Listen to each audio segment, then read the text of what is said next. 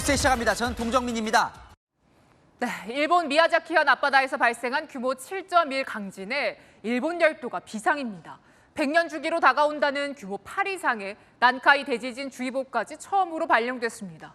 앞으로 일주일이 고비라는데요. 서주희 기자입니다. 평온했던 항구가 굉음을 내며 흔들리고 공항도 이리저리 요동칩니다. 해안가 산비탈에선 바위가 모래처럼 부서져 떨어져 내립니다. 어제 오후 일본 규슈 미야자키 현에서 발생한 규모 7.1 강진의 위력은 곳곳에서 포착됐습니다. 최대 50cm 쓰나미까지 동반한 강진에 한국인 관광객도 가슴을 쓸어내렸습니다. 다다다 소리가 막 나더니 몸이 막 이렇게 흔들릴 정도로 큰 진동이 있더라고요. 쓰나미도 올 수 있다고 하도 그러니까 겪어보지 못한 사람은 이루 말할 수 없을 정도의 공포였어요. 현재까지 사망자는 발생하지 않았지만 일본 기상청은 이번 강진이 100년에 한 번 발생하는 규모 8 이상의 난카이 대지진과 관련이 있다며 처음으로 주의보를 발령했습니다. 도쿄나 가나가와, 오사카 등 주요 도시가 몰려있는 일본 남쪽 태평양 연안을 중심으로 연쇄적으로 발생하는 난카이 대지진은 필리핀의 아래에 있는 필리핀판이 일본 열도가 있는 유라시아판 밑을 파고들면서 일어납니다. 이미 일본 정부는 발생 주기를 감안해 향후 20에서 30년 내 일어날 수 있다고 밝혀왔습니다. 도심이 흔들리고 쓰나미가 몰려오는 등 시뮬레이션 영상까지 제작한 일본 정부는 실제 발생 시 사망자만 최대 23만 명으로 추정하고 있습니다. 기상청은 일주일이 고비라고 발표했습니다. また同規模程度の地震が起こるかもしれませんので、まず1週間程度、特に今後2、3日の間、注意いただければと思います。 기시다 우미오 일본 총리도 중앙아시아 순방 일정을 취소하고 지진 대응에 집중하겠다고 밝혔습니다. 채널A 뉴스 서주입니다. 도널드 트럼프 전 대통령이 대선 대진표가 확정된 뒤 처음으로 공개석상의 모습을 드러냈습니다. 기자회견을 자청해서 자신이 지면 경제 공황이 온다고 경고했는데 언론에서는 혹평이 쏟아졌습니다. 워싱턴에서 최주현 특파원입니다. 기자회견 공지는 개최 6시간 전 도널드 트럼프 미 공화당 대선 후보가 SNS에 직접 했습니다. 자신의 집인 플로리다 마로라고 리조트에 급히 모인 취재진에게 그는 자신이 대통령이 돼야 하는 이유를 1시간 넘게 이야기했습니다. Brilliant people on Wall Street that are saying that if President Trump doesn't win, you're going to have a depression. I happen to agree. 조 바이든 대통령과 민주당 대선 후보가 된 카멀라 해리스 부통령에 대한 아슬아슬한 발언도 서슴지 않았습니다. 3차 대전이라는 단어까지 꺼냈습니다. North Korea, Kim Jong-un liked me a lot. He doesn't like this group.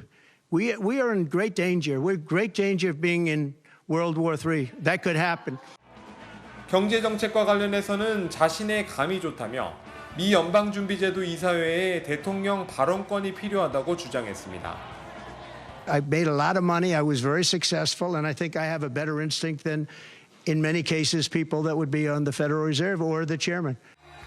뉴욕타임즈는 이날 트럼프가 거짓되거나 과장된 주장을 한 것만 15개가 된다고 보도했습니다.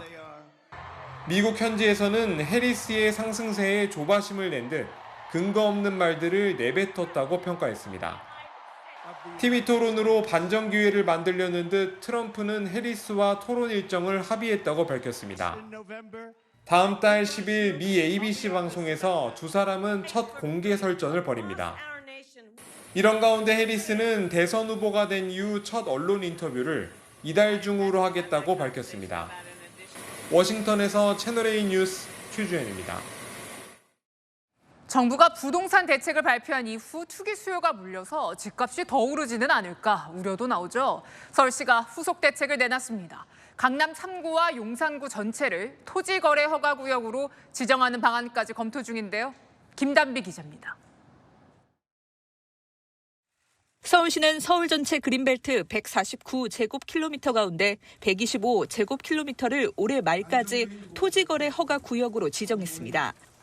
그린벨트 해제 지역이 확정된 이후에도 기대 심리에 집값이 잡히지 않으면 오세훈 서울시장은 토지 거래 허가 구역을 확대할 수 있다고 밝혔습니다. 만에 하나라도 계속해서 부동산 가격이 오르는 현상이 관찰이 되면 아마도 또 다른 조치들도 필요할 것이고요. 최근 신고가를 기록한 강남 3구와 용산구 등이 거론됩니다. 반포동 서초동을 중심으로 신고가가 계속 이제 진행이 되고 있기 때문에 토지거래 호구역을 기성시가지에 대해서 지정하는 것도 적극적으로 검토하겠다는 입장. 현재 강남구 삼성, 대치동과 송파구 잠실동, 용산 국제업무지구 일부만 토지거래 허가 구역으로 지정돼 있습니다. 토지거래 허가 구역으로 지정되면 땅을 사고 팔 때 지방자치단체장의 허가를 받아야 합니다. 또 2년간 실거주 의무가 부여돼 전세를 끼고 투자하는 이른바 갭투자가 불가능합니다. 그린벨트 해제 지역 일부는 신혼부부를 위한 주택이 공급될 예정이며 지역은 11월쯤 공개됩니다. 채널A 뉴스 김담비입니다. 정부가 서울 그린벨트 해제를 발표하자 후보지들은 벌써부터 들썩이고 있습니다. 땅을 팔기로 한 토지주는 땅값 상승 기대감에 일주일만 더 고민하겠다라며 매물을 거둬들였는데요. 배정현 기자가 현장에 다녀왔습니다. 정부가 그린벨트 해제 카드를 꺼내든 다음 날 서울 그린벨트 면적의 16%를 차지하며 후보지 중 하나로 거론되는 강남의 내곡동을 찾아갔습니다. 벌써부터 문의가 쇄도합니다. 어디가 풀릴 것 같냐, 내 집 가격도 영향이 좀 있겠냐, 이제 이런 문의가 있죠. 가격 상승의 기대감에 토지주들은 매물을 더 거둡니다. 어제 이제 계약서를 하나 쓰기로 했거든요. 근데 갑자기 아침에 전화가 와가지고 주인분이 일주일만 기다려달라는 거예요. 집값 안정이라는 취지가 무색하게 서울 집값을 오히려 자극하는 것 아니냐는 우려가 나옵니다. 서울의 주요 지역 집값을 안정시키거나 그런 효과는 아무래도 제한적으로 발생할 수밖에 없습니다. 실제로 지난 2012년 그린벨트 해제 후 만들어진 이 아파트는 당시 분양가 4억 5천만 원에서 시작해 지난 6월 14억 5천만 원에 거래됐습니다. 한 3배 정도는 올랐죠. 전매 금지였고 거주기간 요건이 있었는데 이게 풀리면서 바로 가격이 오르기 시작한 거예요. 양질의 주택 공급이란 기대감과 기대감에 몰린 수요에 과거의 부작용이 되풀이될 수 있다는 우려감이 교차하고 있습니다. 채널A 뉴스 배정현입니다. 네, 전기차 화재 주요 원인으로 배터리 열폭주가 지목되었죠. 정부가 배터리 과충전을 제한하는 방안을 검토 중인데요. 서울시도 배터리 잔량이 90%를 넘으면 아파트 지하주차장 출입을 제한하기로 했습니다. 자세한 내용은 윤수민 기자가 단독 취재했습니다. 정부가 전기차 화재의 주요 원인 중 하나인 배터리 과충전을 막기 위해 충전율을 제한하는 방안을 검토하고 있습니다. 정부 관계자는 다음 달 내놓을 전기차 화재 종합대책에 충전율과 충전 시간을 제한하는 방안을 검토하고 있다고 밝혔습니다. 과충전이 계속되면 배터리에 침정물이 쌓이면서 화재로 이어질 수 있기 때문입니다. 충전율이 높은 경우 대형 화재 가능성이 더 커진다는 점도 이유입니다. 충전율이 100%일 경우 옆차로 불이 옮겨붙는 시간이 50%일 때보다 4배나 빠릅니다. 이 차는 현재 91% 충전된 상태인데요. 현재는 아무런 제약 없이 100% 충전할 수 있습니다. 하지만 서울시는 오늘 전기차 배터리 잔량이 90%를 넘으면 아파트 지하주차장 출입을 제한하는 대책을 내놨습니다. 과충전을 막는 대책도 마련했습니다. 충전을 100%까지 충전하도록 이렇게 하는 것보다는 조금 충전을 이렇게 낮춰서 하는 것이 과충전을 예방하는 데도 효과가 있다. 차주가 직접 배터리를 충전할 때 90%와 80%로 선택하거나 배터리 제조사가 10% 여유 용량을 남겨두도록 제조하는 방식입니다. 채널A 뉴스 윤수민입니다. 인천 전기차 화재 사건 속보입니다. 사고 당시 지하주차장 스프링클러가 작동하지 않아 피해를 키웠는데요. 소방당국이 조사해보니 관리소 직원이 화재 신호 직후 스프링클러를 작동시키기는커녕 밸브를 잠근 것으로 파악됐습니다. 이혜주 기자가 취재했습니다. 지하 주차장에 세워진 벤츠 전기차에서 연기가 나기 시작하고 폭발과 함께 화염에 휩싸입니다. 그런데 주차장 어디에서도 스프링클러는 작동하지 않습니다. 초기 진화에 실패하면서 차량 140대가 피해를 입었고 단전 단수로 주민들이 고통을 겪어야 했습니다. 해당 아파트의 화재 수신기를 감식한 소방당국, 아파트 관리사무소 관계자가 임의로 스프링클러 밸브를 잠근 사실을 확인했습니다. 이 주차장에 설치된 스프링클러는 감지기가 열을 감지하면 밸브가 자동적으로 열리면서 물이 나오는 방식입니다. 그런데 화재 신호가 전달된 6시 13분, 관리소 방제실에서 누군가 작동 정지 버튼을 누르면서 밸브가 잠긴 겁니다. 5분 뒤인 6시 18분 정지 버튼이 해제됐지만 물은 끝내 나오지 않았습니다. 해당 구역 선로가 소실되면서 스프링클러가 작동하지 않은 걸로 추정됩니다. 소방시설이 고장이 났다거나 아니면 이제 수리를 위해서 그런 걸 정지를 할 수는 있지만 그게 아닌 이상은 정지를 하면 안 돼요, 원칙적으로. 화재 신호가 나왔는데도 잘못된 신호이거나 오작동으로 보고 정지 버튼을 누른 것 아니냐는 추정이 나옵니다. 주민들은 분통을 터뜨립니다.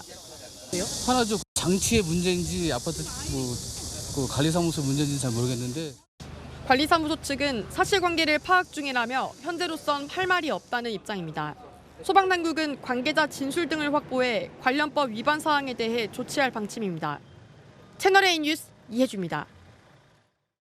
농촌 일손을 도우려 온 외국인 근로자들이 전국 곳곳에서 일하고 있는데요. 이들을 관리하는 한 지역 법인 대표가 여성 근로자 6명을 성추행한 혐의로 경찰 조사받게 됐습니다. 대표는 억울하다라고 했는데요. 공국진 기자입니다. 모자를 쓴 남성이 여성과 이야기를 나눕니다. 대화 중간 얼굴을 만지더니 등을 쓰다듬습니다. 앉아있는 여성 무릎에 손을 올립니다. 이번엔 다른 여성 옆에 앉아 손으로 등을 쓸어내립니다. 여성은 불편한 듯 자리를 피합니다. 남성은 지역농협과 축협이 공동 설립한 법인 대표 70대 A씨, 외국인 계절 근로자 관리 업무를 맡고 있습니다. 여성들은 라오스에서 온 계절 근로자들입니다. 지난 4월 순창군 초청으로 입국했는데 한 달쯤 뒤부터 성추행을 당했다고 주장합니다. 숙소에 찾아와 개인적인 질문을 하는 척하며 성추행을 했다는 주장입니다. จับทับอีกก็จับบ่าจับบ่าแล้วก็มาจับเอวแล้วก็มองกันถึงกันก้นหน่อยนึงบ่มักแบบเป็นหยังต้องเว้าแล้วต้องจับพร้อมอีหยังหั่นน่ะบ่กล้าเพราะว่าเพิ่นเป็นหัวหน้าเฮาบ่กล้าย่างนี่ก็ถ้าสมมุติหัวหน้าใหญ่ยังอยู่เราก็ไม่มาแล้วค่ะ 이 지역에 온 30명 중 성추행 피해를 주장하는 여성은 6명입니다. 피해 신고가 속출하자 법인 내부 직원이 순창군에 알렸고 감사를 진행한 순창군은 지난달 A씨를 경찰에 수사 의뢰했습니다. 취재진과 연락이 닿은 A씨는 억울하다고 반박합니다. 말이 안 통하는 근로자들에게 애로사항을 들으려 애쓴 것밖에 없다는 겁니다. 저녁뒤로 이렇게 얘기를 하다 보면은 언니 아니게 이렇게 손발짓으로 안 통하니까 하다 보면은 어떻게 터치할 수는 있어도. 경찰은 A씨를 성추행 혐의로 입건했습니다. 양측 의견이 엇갈리는 만큼 거짓말 탐지기 조사도 추진 중입니다. 채널A 뉴스 공국진입니다. 네, 폭우가 쏟아지는 늦은 밤에 80대 노인이 차도를 역방향으로 걸어갑니다. 길을 잃은 치매 환자였는데 가족들은 얼마나 애타게 찾았을까요? 다행히 경찰이 발견해서 집으로 돌아갔습니다. 권경문 기자입니다. 비가 쏟아지는 늦은 밤, 순찰차가 수색을 시작합니다. 쉴 새 없이 와이퍼로 빗물을 닦아도 앞이 잘 보이지 않습니다. 천둥이 치고 번개도 번쩍거립니다. 잠시 뒤 차도를 역방향으로 걷는 남성과 맞닥뜨립니다. 검은색 정장 차림에 망가진 우산을 들고 있습니다. 지난달 22일 밤 10시 50분쯤 경기 연천군에서 치매 증상이 있는 남편이 외출 후 연락이 되지 않는다는 신고가 접수됐습니다. 실종자의 휴대폰 위치를 추적한 경찰은 신고 25분 뒤 차도를 배회하는 노인을 발견했습니다. 도로상 중앙을 이렇게 이동하는 물체 같은 것이 보였어요. 폭우에 우산이 모두 다 망가졌는데 그걸 그대로 들고 쓰고 계시더라고요. 당시 노인은 제사를 지내기 위해 아침 9시에 집을 나섰는데 밤까지 연락이 닿지 않자 가족이 신고한 겁니다. 이날은 연천군에 하루 동안 115mm의 비가 내린 날이었습니다. 앞이 거의 보이질 않았습니다. 도로상을 그런 식으로 배회하시면은 큰 사고로 이어질 수 있기 때문에 저 안도했죠. 경찰은 비에 젖은 노인을 순찰차에 태운 뒤 가족에게 인계했습니다. 채널A 뉴스 권경문입니다. 오늘도 전국에 폭염특보가 내려졌습니다. 주말에도 최고 35도까지 오릅니다. 푹푹 찌는 이번 더위 대체 언제까지 이어질까요? 최재원 기자입니다. 커다란 수영장에서 시민들이 물장구를 칩니다. 밖으로 나와 살얼음이 가득한 슬러시도 먹습니다. 한강 야외공원 수영장입니다. 금요일 낮인데도요, 이렇게 많은 시민들이 더위를 피하기 위해 모였습니다. 여기 오는데 이미 샤워하기 전에 몸이 다 젖을 정도로 땀이 많이 났어. 너무 덥고 습하고 약간 사우나에 있는 듯한 느낌? 기상청은 오늘 체감온도가 33도가 넘을 때 내려지는 폭염특보를 전국적으로 발효했습니다. 내일 예상 최고기온은 서울 34도, 부산 35도, 대구 35도, 광주 34도 등 주말에도 더위는 이어질 전망입니다. 적어도 열흘은 이런 폭염이 이어질 것으로 보입니다. 기상청은 오는 19일까지 전국이 최고 30도가 넘는 기온을 기록할 것이라고 예보했습니다. 계속해서 이제 상공의 뜨거운 고기압이 우리나라에 영향을 주고 있어서 당분간 15일 이후에도 이 더위가 좀 유지될 것으로 보입니다. 전라권과 경남 서부 내륙, 제주도는 오전부터 저녁 사이, 수도권과 충청권 등은 오후부터 밤 사이 소나기도 내릴 예정입니다. 채널A 뉴스 최재원입니다. 코로나19 재유행이 심상치 않습니다. 코로나19로 입원한 환자가 한 달 만에 9배 늘었습니다. 이달 말까지는 코로나 환자가 늘어날 걸로 예상된다고 하니 조심하셔야겠습니다. 정성원 기자입니다. 서울 서대문구의 한 약국에 코로나19 치료제가 진열돼 있습니다. 지난달 말부터 처방받는 환자가 늘더니 급기야 그제부터 동이나 오늘 오전 긴급 공급받은 겁니다. 지난주부터 갑자기 폭증을 하다 보니까 약국에 약이 없어서 못 주는 경우가 꽤 있었고, 많을 때는 많이 몰리면 10명도 오는데 저희가 약이 없어서 다 공급은 못하고 있죠. 코로나19 고위험군 환자에게 처방하는 대표적인 두 가지 약입니다. 주간 사용량이 6월 말 1,000명대에서 지난주 4만 2천 명분 이상까지 늘었습니다. 코로나19 급증세가 심상치 않은 데다 증상이 악화할 수 있는 고령층 위주여서 처방량이 늘어난 겁니다. 증세는 그렇게 심하진 않아요. 약간 감기 기운이 있어가지고 검사해보니까 코로나가 이제 나왔는데. 코로나19 입원 환자는 7월 첫째 주 91명에서 점점 늘더니 지난주 861명을 기록했습니다. 한 달 만에 9배 넘게 급증한 겁니다. 특히 올해 환자 기준으로 65세 이상 고령자가 65%로 가장 많았고 50세에서 64세 환자가 18%로 그 뒤를 이었습니다. 질병청은 이달 말까지는 코로나19 환자가 증가할 것으로 보고 실내 환기와 손 씻기 같은 기본 예방 수칙을 지켜달라고 당부했습니다. 또 치료제 공급을 주 2회로 늘리고 오는 10월 신규 백신 접종을 시작할 예정입니다. 채널A 뉴스 정성원입니다. 거친 추격전이 벌어지고 있는 이곳은 미국 LA 한복판입니다. 1시간 반을 달아나다 붙잡힌 70대 남성.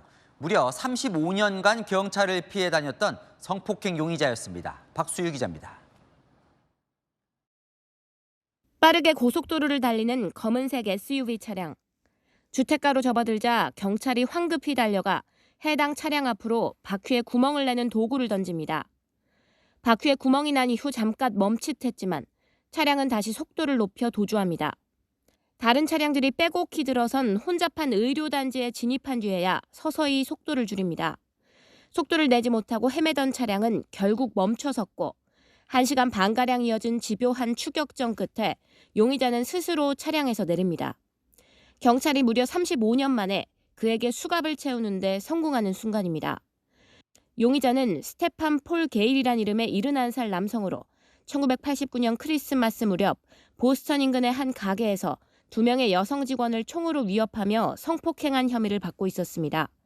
지지부진한 수사 끝에 사건은 한때 잊혀졌지만 수사관들의 끈질긴 노력 끝에 2022년 유전자 테스트로 용의자의 신원을 밝혀냈습니다.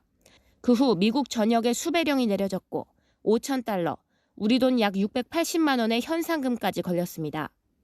해당 용의자는 이와 함께 납치 2건과 무장강도 1건으로도 기소된 바 있으며 범죄 조직에 연루됐다는 의혹도 받고 있습니다. 채널A 뉴스 박수희입니다. 얼굴 없는 작가로 유명한 영국 화가 뱅크시의 새 작품이 공개 1시간 만에 도난을 당했습니다. 이 백두 대낮에 복면을 한 남성들이 작품을 훔쳐 달아나는 모습이 지나가던 행인 휴대폰에 그대로 담겼습니다. 김정근 기자입니다. 검은 복면을 쓴 남성이 벽을 오릅니다. 복면 남성이 노린 건 늑대 그림이 들어간 위성 안테나였습니다. 주변 사람 시선을 아랑곳 않고 안테나를 뽑더니 사다리 아래 남성들에게 건넵니다. 이들은 옥상에서 안테나를 떼어낸 뒤 차를 타고 달아났습니다.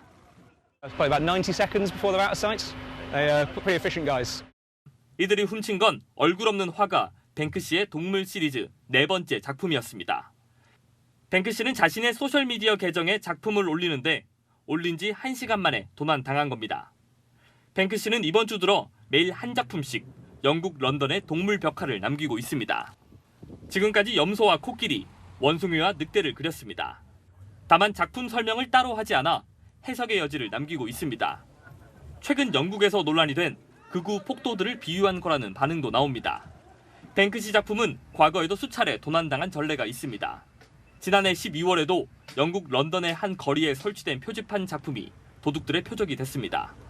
이번 절도 사건에 대해 뱅크시는 특별한 입장을 내놓지 않았습니다.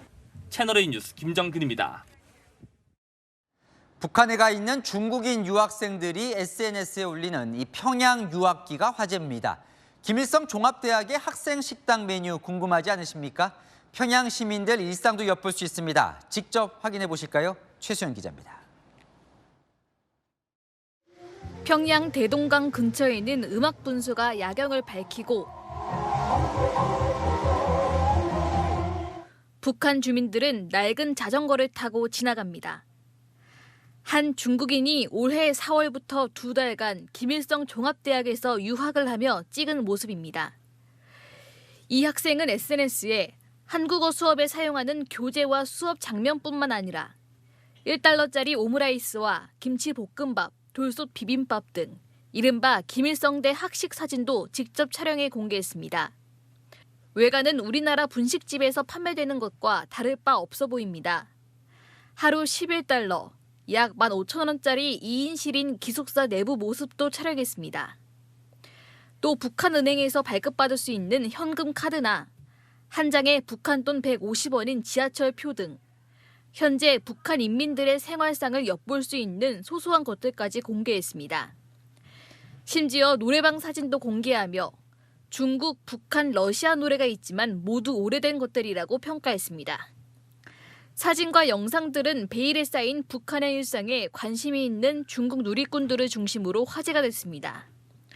일부 누리꾼이 북한에서 방탄소년단의 노래를 들으면 어떻게 되냐는 질문을 하자 크게 듣지 않으면 문제가 되지 않는다고 했고 북한 여성과 결혼을 할 수 있냐는 물음에는 할 수는 있다면서도 절차가 복잡하다고 남겼습니다. 북한은 그동안 코로나19로 국경을 봉쇄했다가 올해 5월부터 중국과 북한 간의 해외 유학 교류 프로그램을 재개했습니다. 채널A 뉴스 최순입니다. 해외에서 더 인기라는 불닭볶음면. 매워도 너무 맵다면서 판매를 금지한 나라가 있었습니다. 북유럽 덴마크인데 최근 금지 조치가 풀리면서 축하 파티를 열었습니다. 매운맛의 자유를 되찾았다고요? 이준성 기자입니다. 덴마크 수도 코펜하겐의 항구에 빨간색과 검은색으로 꾸며진 페리가 눈에 띕니다. 외부에는 바이킹의 후예를 위해 불닭이 돌아왔다는 메시지가 적혀 있습니다. 덴마크 정부가 너무 맵다는 이유로 불닭볶음면에 내렸던 금지 조치가 해제되자 이를 기념한 선상 파티가 열린 겁니다. 이날 행사에는 약 100여 명이 초대됐는데 사전 모집에만 3,000명 이상이 신청해 이목을 끌었습니다. 돌아온 불닭을 반기듯 덴마크 시민들은 불닭 캐릭터를 안아봅니다. It's the first time I heard about a brand getting banned for being too spicy. So very tasteful and very hot. For me, it was very hot. 보물함에는 불닭볶음면이 한가득 있고 아이스크림 불닭과 매운맛 칵테일 등 이색 요리도 제공했습니다. 한 달여 만에 되찾은 불닭의 자유에 환호성이 터져나옵니다. Freedom for the spicy! Freedom for the spicy! Freedom for the spicy! 앞서 덴마크 정부는 캡사이신 함량이 지나치게 높다며 지난 6월 불닭볶음면 3개 제품에 리콜 조치를 내렸습니다. 식약처와 제조사는 이의를 제기했고 추가 검사 결과 캡사이신이 기준 수치를 넘지 않아 2개 제품의 판매 금지 조치가 해제됐습니다. 한 달간 사라졌던 제품 판매도 재개됐습니다. 채널A 뉴스 이준성입니다. 김경수 전 경남도지사가 법무부가 작성한 광복절 복권 명단에 포함되면서 정치권이 요동치고 있습니다. 한동훈 국민의힘 대표 그리고 민주당 친명 쪽에서는 불편한 기색도 역력한데요. 이 조민기 기자 보도 보시고 이들이 민감한 이유 안 기자 이어갑니다. 드루킹 댓글 조작 사건으로 유죄를 확정받은 김경수 전 경남지사가 법무부가 올린 광복절 복권 대상자 명단에 포함됐습니다. 대통령실 관계자는 대통령의 최종 결정만 남은 상황이라고 설명했습니다. 오는 13일 복권이 확정되면 김 전 지사는 피선거권 회복으로 다음 대선 출마가 가능해집니다. 국민의힘 당원 게시판에는 댓글 조작으로 문재인 정부를 탄생시킨 인물을 윤석열 정부가 복권시키는 게 맞느냐는 반대 글이 쏟아졌습니다. 한동훈 대표는 주변에 우려의 뜻을 밝힌 것으로 전해졌습니다. 친한계 김종혁 최고위원은 민주주의에 꽂힌 선거를 파괴한 드루킹 그분이라며 반성도 하지 않았다며 복권에 반대했습니다. 김 전 지사 복권이 여야 협치의 계기가 될 거라던 수석 대변인의 발언 3시간 만에 당 공보국이 대변인의 개인 의견일 뿐이라고 주워 담는 상황도 벌어졌습니다. 더불어민주당 역시 속내가 복잡합니다. 김경수 전 지사가 포함되어 있다면 당연히 환영할 만한 사안이라고 생각합니다. 그러니까 하필이면 왜 지금이냐 이거죠. 전당대 중에 하는 게 좀 정치적 의도가 있는 게 아니냐. 친문계는 김 전 지사의 복귀를 환영하는 기색이 역력한 반면 친명계는 야권 분열을 노린 정치적 노림수라며 경계하는 분위기입니다. 채널A 뉴스 조민기입니다.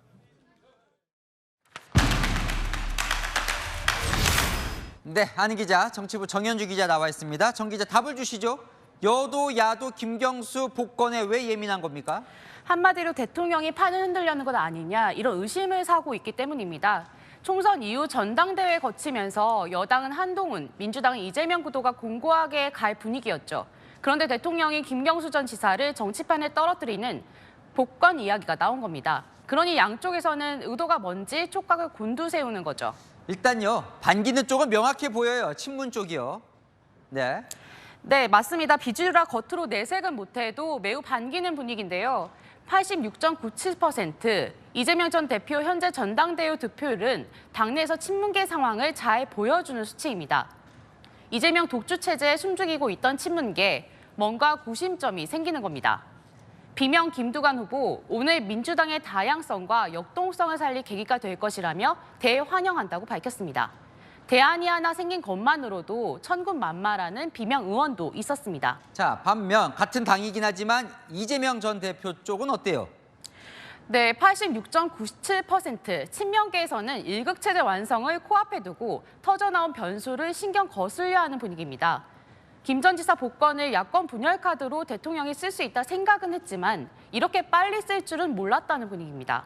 한 친명계 인사는 이재명 전 대표에게 다음 대선까지 가기 어려울 것이란 메시지를 용산이 던진 것이라고까지 말했는데요. 전당대회를 코앞에 두고 또 하반기 각종 재판, 1심 판결을 앞두고 김경수라는 새 카드를 던진 게 정치적인 의도가 분명하다는 겁니다. 그래요. 그럼 야 쪽은 이해가 되는데 여당은요. 한동훈 대표도 뭔가 심기가 불편해 보입니다. 네, 한마디로 용산이 찬물을 끼얹었다는 기류가 엿보입니다. 지금부터 한동훈의 시간인데 부담이 되는 카드를 용산이 던졌다는 거죠. 한 대표는 법무부 장관 때부터 김 전 지사 사면에도 반대했던 걸로 전해집니다.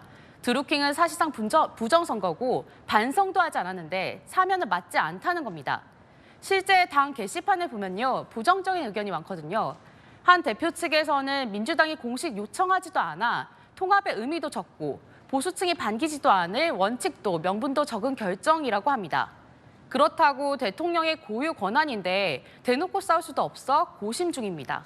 자, 일단은요. 지금은 이제 법무부가 올린 거예요, 안을. 결국 대통령이 이걸 이제 의결을 해야 되는 건데 대통령실 분위기는 어떻습니까?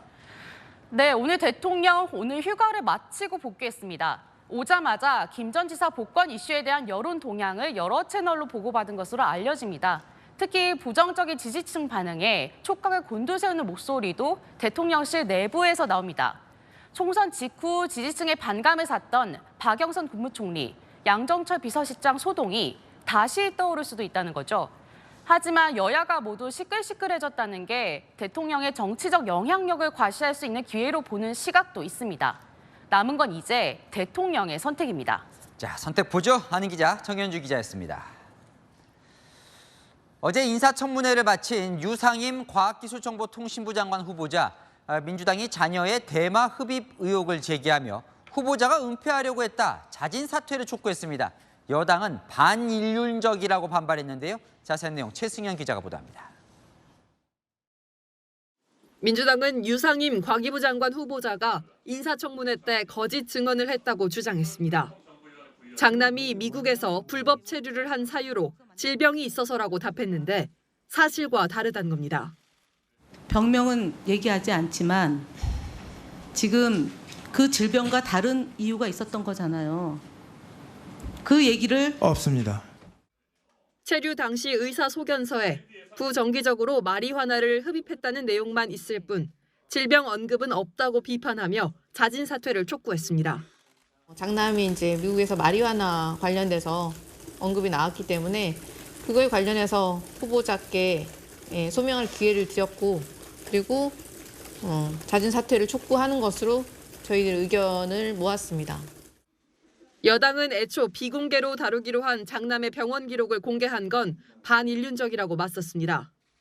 오늘 야당은 그 근도, 그 선을 무너뜨렸습니다. 병원 기록 중 일부를 발췌 왜곡해서 후보자 가족의 아픈 상처를 세상에 드러냈습니다. 유 후보자는 입장문을 내고 아픈 자식을 둔 부모로서 더 잘 챙기지 못해 송구하다면서도 거짓없이 설명드렸다며 사퇴에는 선을 그었습니다. 채널A 뉴스 최승현입니다. 김건희 여사에게 명품백을 건네는 장면을 촬영해 공개했던 최재형 목사가 검찰에 넘겨졌습니다. 이번엔 다른 건인데요.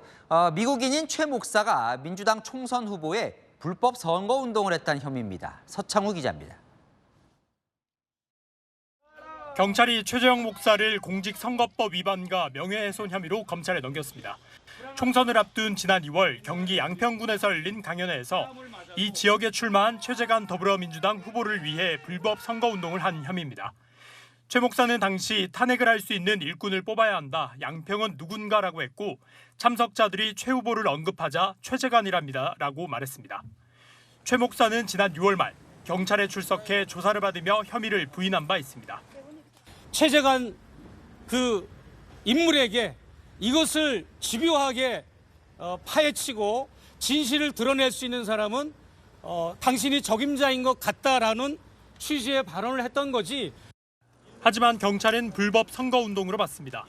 선거운동을 할 수 없는 기간인데다 미국 국적을 가진 최 목사는 현행법상 선거운동을 할 수 없다는 겁니다. 지난 3월 김건희 여사가 이철규 국민의힘 의원 공천에 도움을 줬다는 언급도 했는데 경찰은 이 발언이 의원 명예를 훼손한 혐의가 인정된다고 보고 검찰에 넘겼습니다. 이에 대해 최 목사 측은 보복성 고소와 수사가 아닌가 의구심이 든다고 말했습니다. 한편 국민의힘은 최 목사가 대통령을 탄핵하기 위한 가짜 옥새 시나리오를 모의했다는 제보를 받고 사실관계를 들여다보고 있다고 밝혔습니다. 채널A 뉴스 서창우입니다. 네, 여랑여랑 성혜란 기자 나와 있습니다. 첫 번째 주제 보겠습니다. 자, 오늘 국회 과방위 청문회 모습이죠. 여야 싸움에 누구 등이 터져요? 네, 애꿎은 방통위 공무원 등만 터졌습니다. 오늘 공영방송 이사진 선임의 적법성을 따지는 첫 청문회가 열렸죠. 방통위 공무원들 답하기 힘든 질문에 진땀을 흘렸습니다.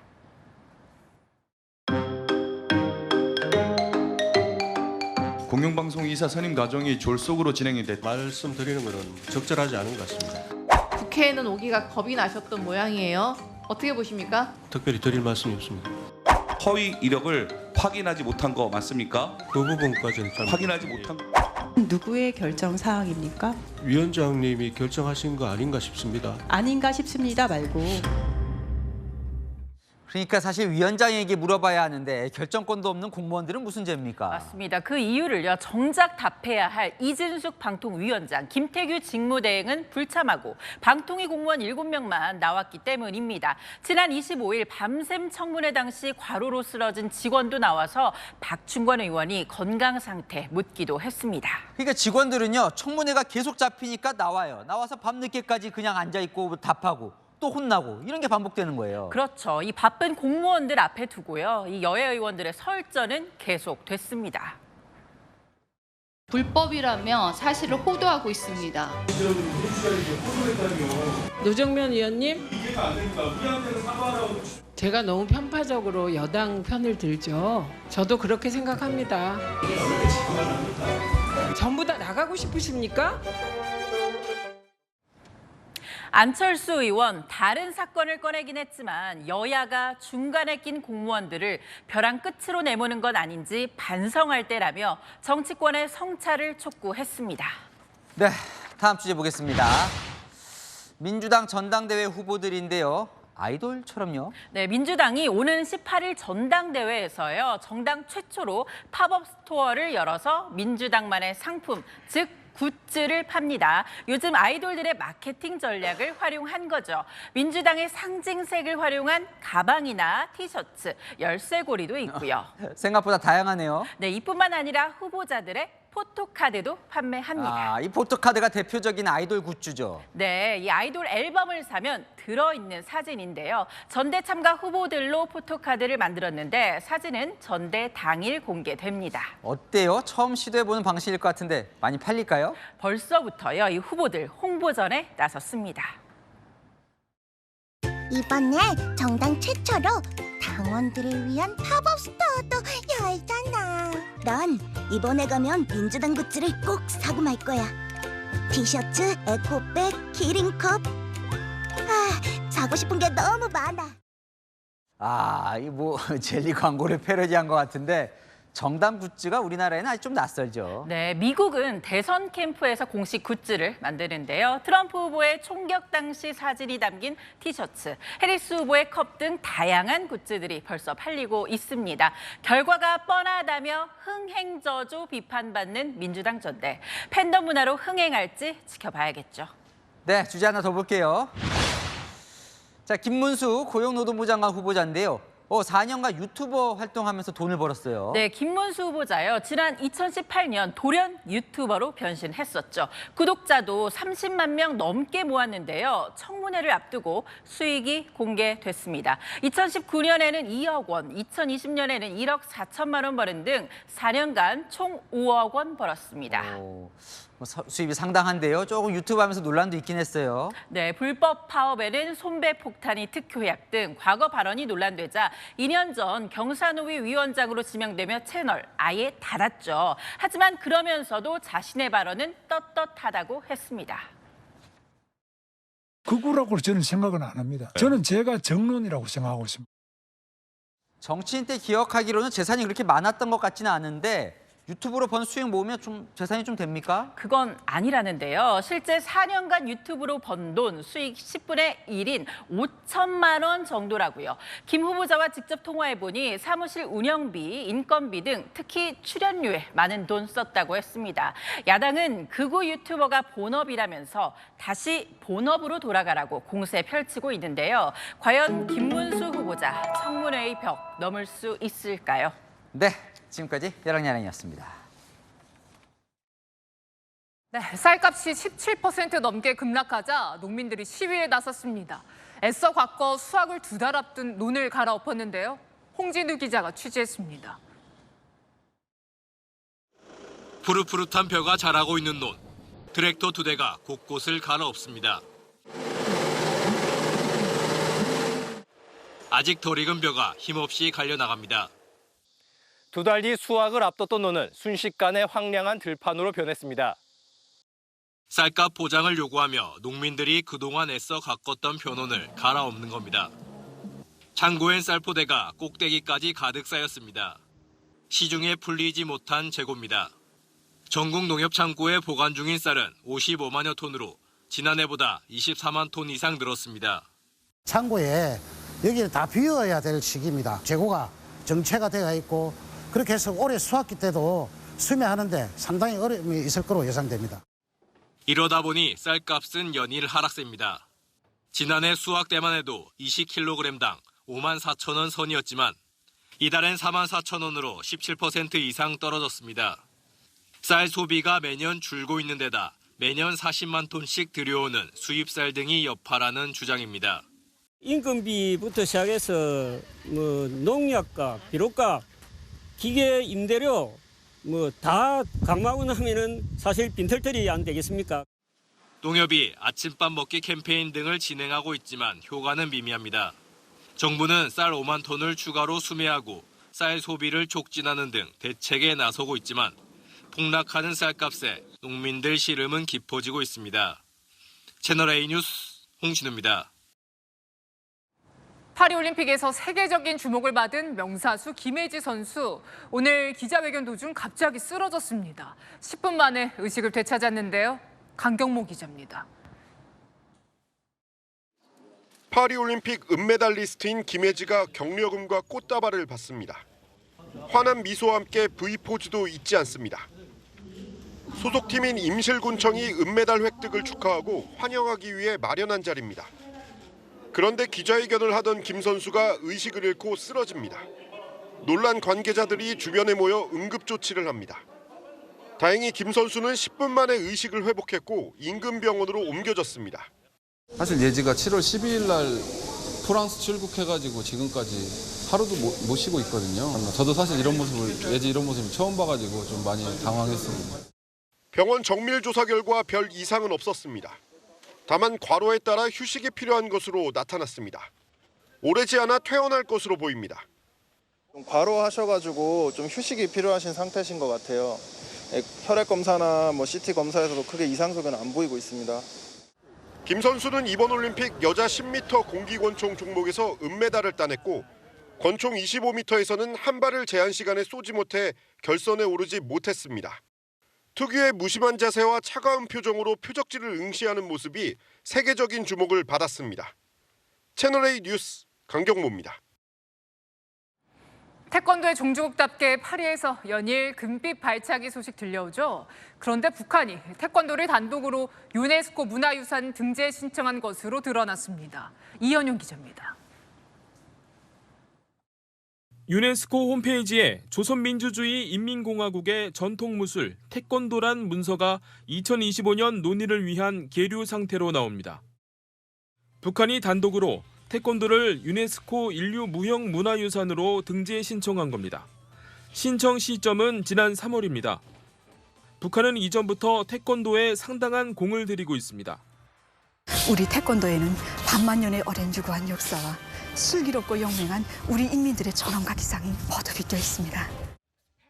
올림픽에선 남한의 세계 태권도 연맹이 공인받았지만 북한 국제 태권도 연맹도 별도의 세계 대회를 주최하고 있습니다.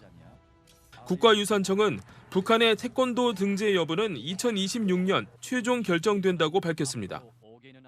다만 유네스코 인류무형유산 제도는 배타적 독점을 인정하지 않는다며 우리도 등재 신청을 하면 된다고 설명합니다. 실제로 아리랑과 김장문화는 2년 간격을 두고 남북한이 따로 등재한 바 있습니다.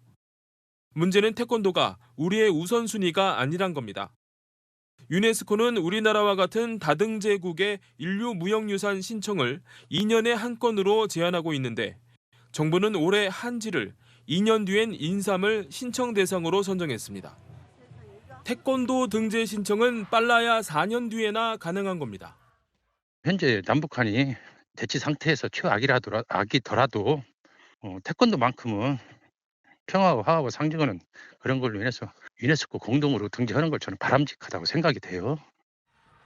2018년 등재된 씨름의 경우 남과 북이 따로 신청했지만 외교적 노력의 결과 남북 공동 등재가 결정됐습니다. 채널A 뉴스 이현용입니다. 휴가 떠나는 길에 더위 걱정 많으시죠? 폭염특보 현황을 참고하셔도 좋겠습니다. 폭염특보 중 가장 높은 단계인 폭염경보가 대부분 내려져 있었지만 현재 강원과 경북, 부산 등 동쪽 지역은 폭염주의보로 한 단계 내려왔습니다.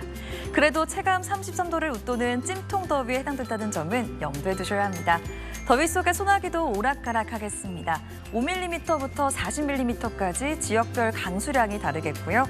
시간당 20mm로 강하게 내리는 곳도 있겠습니다. 오후엔 자외선이 강할 텐데요. 특히 동쪽 지역은 자외선 지수 매우 높은 단계가 예상됩니다. 내일 최저 기온은 서울 27도, 광주 26도 등 열대야 더위가 이어지겠고 최고 기온은 34도 안팎으로 오늘만큼 덥겠습니다. 더위는 말복 이후로도 지속될 걸로 보입니다. 5호 태풍은 우리나라에 별다른 영향 없겠습니다. 날씨였습니다. 세계 랭킹 24위 김유진 선수 태권도 금메달을 딴 뒤에 하위권의 반란이라고 하자 반전이 아니었다고 반박했습니다. 하루에 발차기 2만 번 지옥길 가는 것처럼 훈련했더니 일을 냈다고요. 근대올림픽 창시자 쿠베르탕은 이런 말을 했습니다. 인간에게 중요한 건 성공보다 노력이다. 딱 맞는 말이죠. 마침표 찍겠습니다. 선입견을 깨부순 아름다운 발차기. 뉴스에 마칩니다. 감사합니다.